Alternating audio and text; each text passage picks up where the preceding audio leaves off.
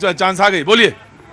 देखिए सर, आज जो हो रहा है ये पहले से ही कमोबेश डिसाइडेड था कि छत्तीसगढ़ में होगा तो कांग्रेस रिपीट कर रही है, लेकिन यहां मध्य प्रदेश और राजस्थान में बीजेपी का आना तय ही था। अब मध्य प्रदेश में जो भी लाडली योजना, जैसा सर ने कहा कि लाडली योजना और बीजेपी को महिला वोट जो है वो साइलेंट वोटर्स हैं। आप देख लीजिए ना कि कितनी सारी योजना, और सबसे बड़ा जो मास्टर स्ट्रोक है उन महिलाओं के, उन गांव की महिलाओं के लिए जो शौचालय बनाया गया, बीजेपी ने यह बहुत बड़ा काम किया। ये इज्जत घर, पिछले 70 सालों से इतनी सरकारें आई लेकिन इस बात पे कोई नहीं सोचा। क्यों नहीं सोचा ये हमें नहीं पता, या सरकारों को नहीं पता क्यों नहीं सोचा, लेकिन ये जो इज्जत घर की बात है ना, उसके लिए महिलाएं वोट दे रही हैं। दूसरी बात, जो युवाएं हैं हर राज्य में, आज तेलंगाना में था, वहां पे 18 लाख से ऊपर युवा वोट कर रहे थे।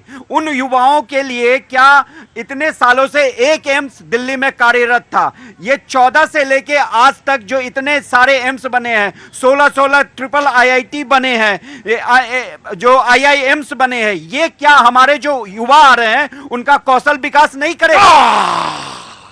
मुझे मालूम इतनी देर तो बैठना बड़ा मुश्किल हो गया होगा। प्रभात जी आगे आइए। इतनी देर कोई बोलता चला जाए प्रभात जी तो बहुत मुश्किल हो गया होगा। जी दरभंगा से आते हैं। तो दरभंगा के आदमी क्या समझदार नहीं है क्या? अरे उससे ज्यादा समझदार हो ही नहीं सकता कोई। तो फिर काहे के लिए सवाल उठा रहे हैं? हंस रहा हूँ कि पाठक जी को पता होना चाहिए दरभंगा में एम्स कहाँ है। पाठक जी को पता होगा, मैं भी बगल में हूँ, मैं भी मिथिलांचल का हूँ, तो पाठक जी को बता दूं। दूसरी बात, आप कह रहे थे किसी ने सोचा ही नहीं शौचालय के बारे में। पाठक जी कुछ पढ़िए। हमारे रुके शहरी विकास मंत्री होते हुए हाँ बोले, जयराम रमेश जी ने कहा था देवालय से पहले शौचालय। ये हमारा स्टेट में। और विरोध किसने किया? रुकिए विरोध किसने? अरे पढ़ लिख के आइए पाठक जी, अच्छा रहेगा। नहीं, आपने कहा किसी ने नहीं किया, इसलिए मैं कोट कर रहा था उनको। आपने विरोध किया, आपने विरोध किया भारतीय जनता पार्टी के लोगों ने कि इन्होंने देवालय से पहले शौचालय बोल दिया। आज मोदी ने जी ने कह दिया तो पीछे लग गए। ये देखो, ये अरे रुको अमित, आ रहे हैं। अब हम विद्यालय का काम करते थे, हमने IIT बनाया, हमने IIT बनाया, IIM बनाया, हमने बता रहे हैं ना। इतनी बड़ी जनसंख्या है 14 से पहले पत्ते लपेट के घूमते थे लोग। 14 में मोदी जी आए, कपड़े पहनने हम लोग शुरू किए। बिल्कुल मैं कहना चाहता हूँ, मैं गांव का देहाती आदमी हूँ, मैं उत्तर प्रदेश का देहाती आदमी हूँ। मैं जब सड़क पर चलता था, कभी रात को गाड़ियां भी आती थी तो महिलाएं सड़कों पर ऐसे बैठी रहती थी, उन्हें उठना पड़ता था। ये जनता जानती है, जनता देखती है। आप मेरा पत्ते बन के सही बात है, ये गलत नहीं है। और दूसरी बात, मैं आज कांग्रेस पार्टी से एक बात पूछना चाहता हूँ।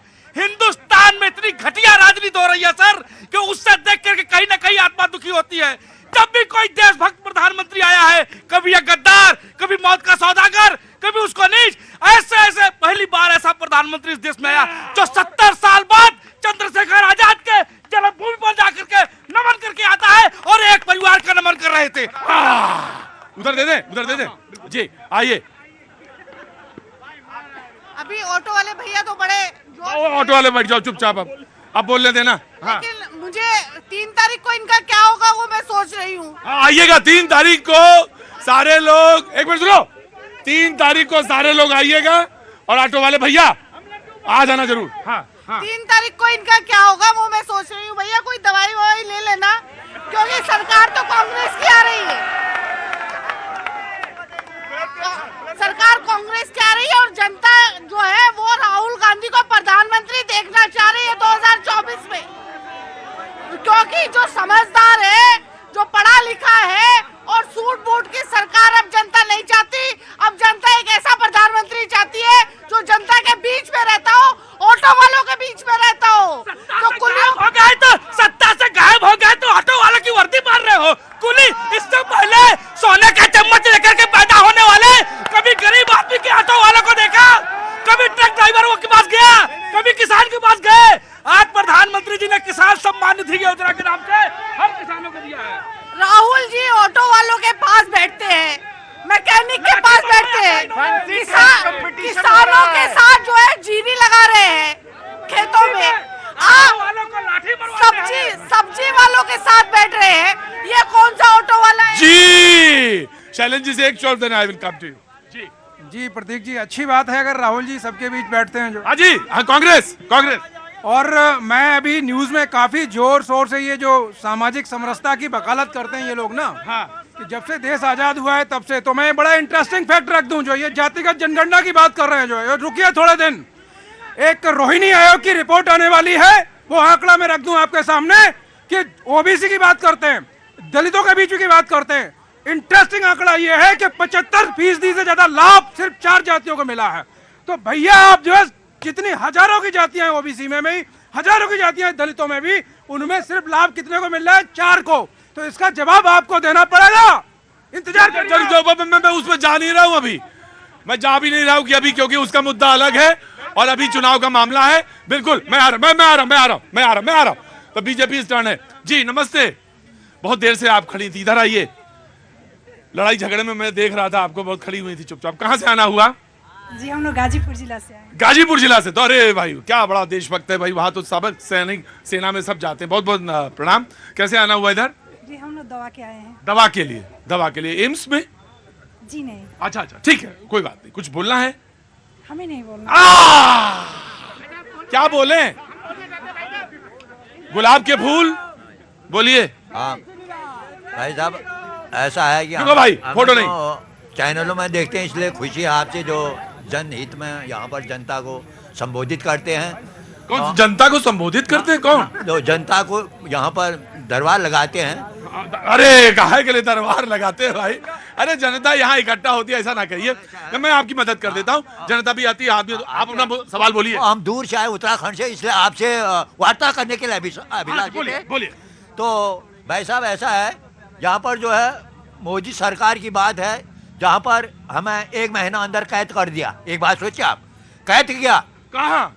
कमरों के अंदर खोदना करके। चाइना ने जो है डराया, अमेरिका ने डराया। मोदी जो है लॉकडाउन करके अमेरिका जाता है हमें बर्बाद करने के लिए, और नोटबंदी करता है, और बेरोजगार कितने हो गए हैं, और यहाँ पर कितने बेरोजगार हैं। कहाँ से हैं? उत्तराखंड में कहाँ से हैं आप? उत्तराखंड कपकोट से। कपकोट से? बिल्कुल बॉर्डर एरिया है। मैं आ रहा हूँ। बता तो दे, कपकोट कहाँ है? ट्रेन जाने वाली है? अरे तो जल्दी बोल दिए, जल्दी। तो ऐसा है, तो यहाँ पर ये सरकारें जो हैं आज स्कूल तक इन्होंने चौपट कर दिए, जो गांधी जी ने खोले सरकारी निःशुल्क। उन स्कूलों में कोई शिक्षक नहीं है, बंद करा रहे, प्राइवेट स्कूल खोल रहे हैं। मैं आपको बता दूं, कपकोट जो है एकदम बॉर्डर एरिया पे था, और बिल्कुल बॉर्डर एरिया है, और वहाँ की अपनी कुछ समस्याएं हैं। जो वहाँ पे गए हैं, जिन्होंने शो किया है, वो जानते हैं। निश्चित तौर से उनको एड्रेस करने की जरूरत है। जी मोदी बिल्कुल, मैंने आपकी बात को सुना। जी मोदी जी वो है जो पन्ना प्रमुखों के साथ रहते हैं, पंच परमेश्वरों के साथ रहते हैं। पूछिए कांग्रेस के कि अशोक गहलोत और आपके खरगे जब बात करते एआईसीसी से तो लोग नारेबाजी करते हैं और उनको कहते हैं हम चुप करो नहीं तो भाग जाओ यहाँ से। ये है कांग्रेस का नतीजा। और जो लोग इंडियन आर्मी को बात करते हैं उनका मोरल डाउन करते हैं। डिफेंस कॉरिडोर में बनाने वाले हम, चांद तक पहुंचने वाले हम, रामचंद्र को उनका मंदिर बनाने वाले हम, आर्टिकल 370 को एब्रोगेट करने वाले हम। अरे सीएए से लेकर आप बात करिए, कौन से ये जो डिमोनेटाइजेशन की बात करते हैं तो पीएफआई को खत्म करने वाले हम। सपोर्ट कर रही है, ये कह रही है चांद तक पहुंचने वाले हम, और ये हमारी पार्टी की बात है। नहीं, हमारी पार्टी की बात कैसे? ये एक मिनट।